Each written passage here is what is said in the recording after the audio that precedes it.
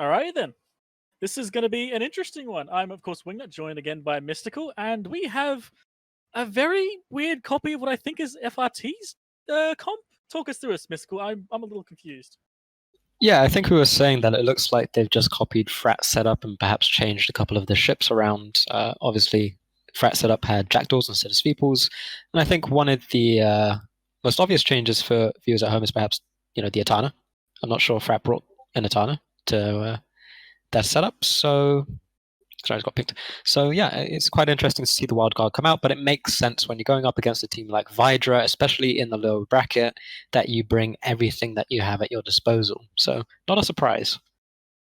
Yeah, that comp though, I almost have to say, what the frecky again. That's just so.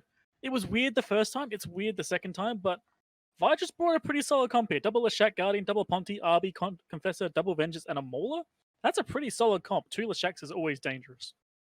Yeah, it's interesting that they've decided to go with the two Leshaks. In the first match, they brought the single Leshak and I believe a Sacrilege, which obviously did not work out for them as they are in the lower bracket now. So hopefully the two Leshaks with perhaps some of the arbitrator support in terms of tracking disruptors will help them survive a little bit longer. But they are going into a rush team that has Natana to back it up. So I'm not quite sure how the arbitrator is going to play a part. Yeah, I think the RB might be sort of out of this fight, depending if he brought tracking disruptors. But the Guardian's going to be interesting. Is he going to have the capacity? Is he going to get cap boosters from Leshak? And what's these Broadsword and Sleipnir's going to do here? I don't think the Guardian's going to have too much in the way of issues repping. I don't see any cap pressure coming out from the red team. So ultimately, they're just going to be burning in and applying as much damage as possible to probably a Leshak, maybe the arbitrator, maybe some of the tackle that tries to pin them down, and they'll work their way through those ships. And the Guardian shouldn't be cap pressured much at all. I don't see anything coming off of the War and Wormhole team. Yeah, well, I look at part of the team wasn't moving, but they are starting to move off now. Long GG is still not moving. Are they charging in, or are they taking their time? They are definitely charging in. They're going straight for it. Dropping ECM drones. Let's go. All in. Yep. They've already dropped the ECM drones. Interesting to note that the Leshaks will have utility highs, which means that it is easy for them to get rid of those ECM drones if they are put on the wrong target. It looks like they are going for perhaps the Leshak with the ECM drones to try and break Spool, perhaps. But again, not an ideal target for ECM drones, and we can already see the smart bomb running. Yeah, it looks like Huginn Weissman, as well as the broadsword of Janai Helvento, have just gone straight in for it. But they actually got screened off. Broadsword's getting screened off by a Vengeance. You got 20 on the scram range on a broadsword, you get screened. Wow. So I think the War and Wormhole logic when they came into this match was there's a ship that we need to kill, so we're going to click approach on it, and we're going to ignore everything else. And that obviously didn't pay off, as they did get intercepted by the couple of Vengeances that VYDRA brought. And the Vengeances have pinned down not only the two ships that they've tackled, the two broadsword, well, the broadsword and the Sleipnir, sorry, but they've also pinned down the Sweeples, because it seems like War and Wormhole have decided that they want to shoot the Vengeances with their support. And it is working out for them on Alex at this moment in time. Exactly. As long as that Atana keeps them up, this will work for them. But if they start losing shield, perhaps to the spool from the Leshak, that could, this time here, could cost them. Yeah, and it's I think quite tricky for VYDRA to deal with an Atana that can sit so far back. It has a lot of rep that it can put out onto this Sleipnir that's being shot at the moment, although it is dipping quite low. It gets more, I guess, rep power, I think, than the Scimitar does, perhaps equal to or a little bit better than the Basilisk. Not enough to keep the Sleipnir up. Interestingly, the Leshak of Pandy has been tackled. They might maybe try and switch over to him if they can, but that Sleipnir is down. This is not a good sign for War and Wormhole here. I'm not quite sure why Pandy decided to burn in and put himself in a position where he would be shot. He was sitting quite comfortably, a further 5-10 kilometers back, which is, about the range that Occult would have on a Leshak anyway. And I don't see any TDs coming out onto him, so he doesn't need to be that close. And it's a potential throw for the VYDRA team, as we can see that he is dropping quite low, quite rapidly. Oh yeah, it was straight to low armor. I guess he maybe got a bit overconfident with the Sleipnir down, but that's still a lot of DPS. These broadswords can put about 700 or more with hail. You got a Sleipnir as well. You got two Spipples throwing it all out. This is dangerous for Pandy, but I think he's starting to claw it back up. He might be all right now. So we can see a massive swarm of rep bots on Pandy at this moment in time.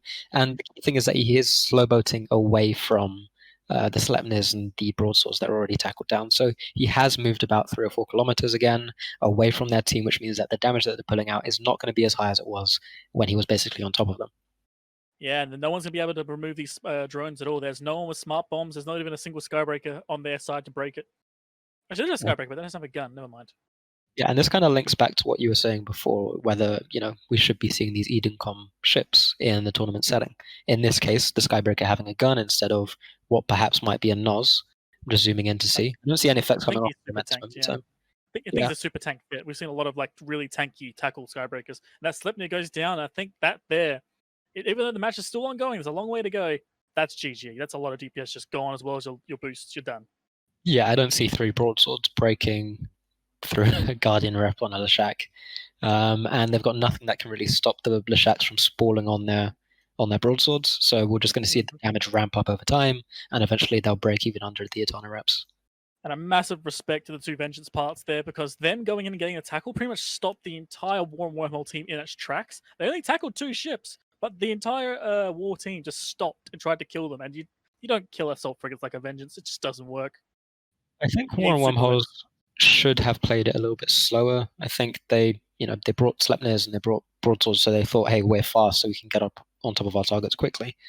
What they should have done is probably send the broadswords in first, slightly slower, and establish scrams on the Vengeances, which means that they can then burn around the Vengeances with nothing else really to screen them. What they did instead was just burn into the screening ships and get pinned down as a team. So Yeah, or alternatively, once the 2 ships got tackled by the Vengeances, just keep going. Don't stop to try and kill the Vengeances. You're not going to kill them. Just keep pushing through whatever you have left. yeah, I At least do mean, something. a few different decisions made by their team, and they may have been able to perhaps kill some of the VYDRA ships, but it looks like it may very well be a clean sweep at this point in time. I don't see any ECM drones on the Guardian. I don't see any ECM in their lineup, so I don't think they're going to be able to stop the Guardian from repping, and I don't think they have enough damage to kill anything at this point. Yep. This may be Frat's magical comp, but unfortunately it doesn't work for anyone else but Frat, it seems, because War and Wormhole just getting removed from the field. That Atana still exists, and he's still trying to do things, but he's got about 2 flights of Hornet ECs on him, so he's having a bit of trouble with that. Interesting to see the Pontifex of Head having such a hard time at the moment, considering it would be, I guess, 2 Sveeples, the Jaguar, and the Broadsword at most shooting him, with a Guardian to back him up. So we see him get repped back up to full, but he did dip down to about 99% structure at one point, so pretty close. Probably just waiting on the cycle time on the reps from the Guardian. Might have been repping someone else, had to redline him. Yeah, that's true. If you hit him at the right time, then it takes about 10 seconds for reps to land instead of 5 or 6. And that's the best of times. If you're playing with someone from Australia like me, it takes like 13 seconds. I mean, you're not going to be in the logistics ship though, right? So Oh! put you in the Hyperion, give you like 50 MN so you can't pull a Rix and orbit 500 with prop mod on. Oh my god, I'm being roasted. This is painful. And speaking of painful, look at that Sipple. Gone. Deleted. Doesn't exist. I mean, at this point, they've got a Jaguar, a no damage, no Nos Skybreaker, and an Atana as their lineup. So the Atana can do it, man. He's the legendary AT ship. He's got this. Don't worry. Trust in the Atana. If he sits on the arena edge, maybe. But again, I think he's just sitting at 0 on the beacon now. Maybe going for an MJD. No, actually, he's fair way off. So he's just relaxing, repping the Skybreaker that's now on top of him, and just waiting for the end. Waiting for the end. Oof. But yeah, definitely well played by VYDRA here for sure. Definitely well played. They baited them in, tackled them off with the Vengeances, and then just picked them off one by one. Yeah, almost a poor decision from Pandy, but the Guardian reps kicked in. They repossessioned a little bit, managed to pull back with the reps, preventing the Leshak from dying. So yeah, closer than perhaps it needed to be, but altogether, strong performance from the VYDRA tackle wing, pulling their team through to the next round. Oh yeah, a little bit of showmanship there from Pandy, I think. Or a misplay, but we'll call it showmanship. Showmanship for sure, yeah.